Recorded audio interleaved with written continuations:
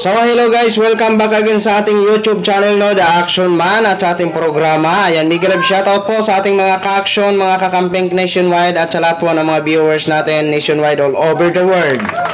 Okay? So, kanina may sinabi si Vice President naman sa nasabing video. Okay?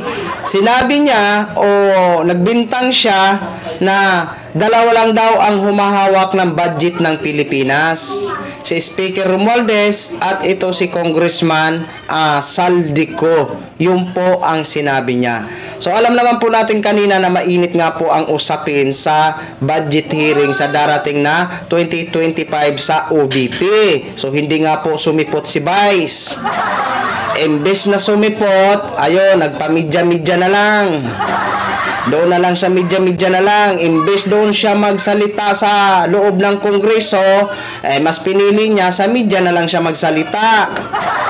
Kasi ayaw naman siyang sagutin doon. Alam naman po natin, umiiwas si Vice. Buti sa midya, walang magtatanong sa kanya. Ang gusto niya sabihin sa midya, masasabi niya na walang magsasalungat. Di ba? Imbes na mag-attend siya sa hearing, walang ginawa kung hindi nagpamidya. Di ba? Oh, tama ba yun? Na imbes sumipot ka sa hearing para ilatag mong maganda mong plano sa iyong programa sa OBP mo para sa inihingi mong budget, andong katuloy, nagpapa-ambush interview na lang. Di ba? Oh, ganun po yun mga ka-action Napakahirap po mga ka-action. Bakit ganito si Vice President Sara? Ito, sumagot ito si Kong Salde sa sinasabing sila ang humahawak lang ng budget. Sabi naman ni Kong Salde, isa daw yan na pambubudol na naman. At hindi daw nila papalagpasin ang pananakot at panginginsulto sa kanila. Ito po, pakinggan po natin ito mga ka-action, ang reaction ni Kong Salde.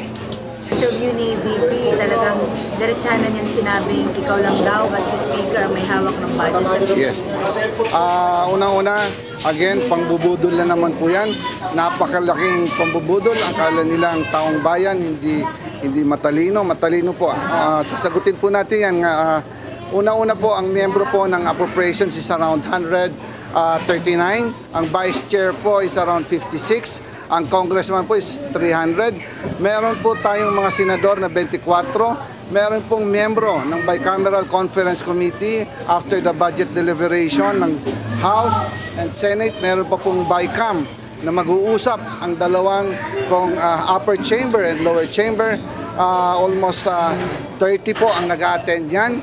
Public, so hindi po totoo yan.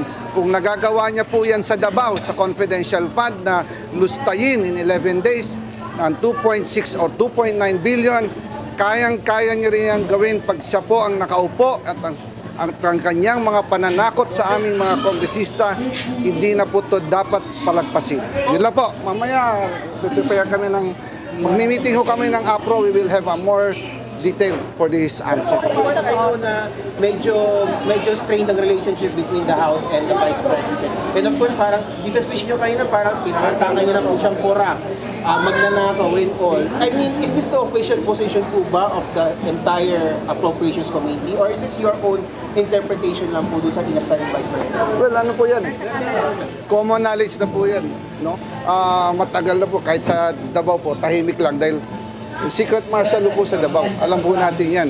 No? So, yung mga sinasabi natin, lumabas na po sa COA, ilang beses po yan, audit observation memo, notice of disallowance. Bago ka po dumating sa notice of disallowance, sa AOM pa lang po, nakita po natin yan. Sinubukan po natin yan last year pang itingnan, pero hindi po yan nakikita noong 2022, malaki na po. Hindi pa po nagkakaganito ang sitwasyon, hinihingi na po yan ng Kongreso dahil masyado na pong sobrang laki ang confidential fund na hinihingi niya, not only that, at other services. So, yun lang po. So, yun na po mga ka-action ha. Sinabi ni Kong Salde, may secret martial sa Davao. Di ba? Kung kaya, kung nagagawa daw ni Sara na maglustay ng 2 bilyon mahigit sa Davao, papaano naman kaya kung maging presidente na siya? Grabe.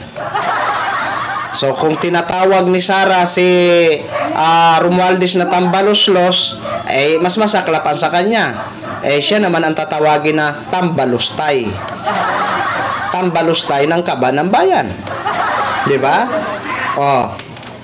Di ba?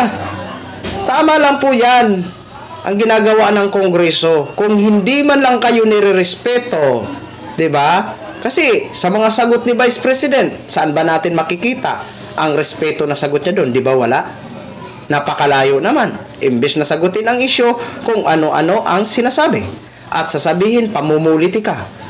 Di ba? Ganun naman talaga siya Ganun ang kanyang ugali ni Vice President. Kapag sinasabi, kapag tinatanong siya, para sa kanya, pamumuliti ka. Hindi naman pwede yun, Vice President. Di ba? Tinatanong ka ng matino, sagutin mo po ng matino. At huwag mong idaan sa pamumuliti ka. Di ba? Sa laki ba naman ng budget mo na hinihingi ngayon? Siyempre, kailangan mo muna ilatag sa taong bayan, sa Kongreso, para malaman ng taong bayan kung yung programa mo, kung saan ba talaga mapupunta, para malaman naman namin. Para nang sa ganon, pagdating ng araw, nasana yung binadjitan ng OBP na kanyang programa, hindi naman natin nakikita. Diba? Kung nagagawa ninyo yan sa Davao, nasyonal ka na po At saka nagagawa mo lang siguro yun during ng tatay mo kasi malakas. Walang pag-awayan sa budget. Basta humingi ka, approve kasi tatay mo presidente. Diba? Tama lang po yan. Huwag nyo pong palagpasin. Kung kinakailangan hindi siya bigyan ng budget sa 2025, gawin nyo kung ano ang nararapat gawin. Diba?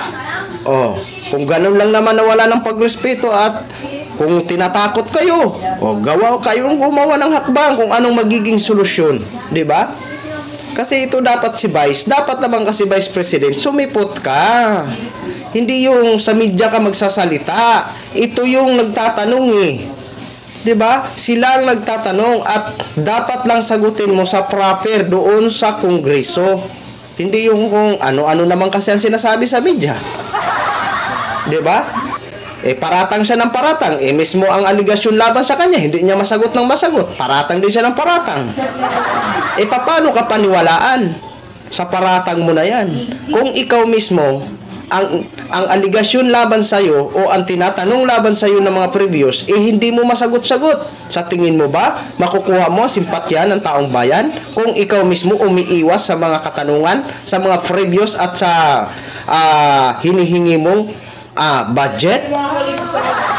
Kung kayo kaya tanungin, di ba? Dapat bang paniwalaan siya sa kanyang sinabi? Kung siya mismo hindi kaya niya lutasin ang kanyang problema. Di ba mga ka-aksyon, mga kakamping? Malinaw na malinaw po ito mga ka-aksyon, di ba? Kailangan po talaga imbestigahan yan. At kung kinakailangan, zero budget siya di gawin nyo kung yung sa tingin nyo tama, di ba? Kung ganun lang naman wala nang respeto sa inyo kung sumagot. Basta kay sabihin niya siguro, Vice President ako, mga ganun. Hindi pwede yan. Dapat kayo pa rin ang masunod at taong bayan pa rin ang masusunod. Kasi pera po natin lahat yan. Hindi po yan pera na kung ano lang, igastos mo lang na igastos lang. Di ba? Dapat ganun. Bahala na kayo. Maghihintay po kami kung anong kinahinatnan yan sa inyong dyan. Sana matapos lang yan. At panawagan po namin sa inyo, Vice President, humarap ka po nang malinawan po ang lahat.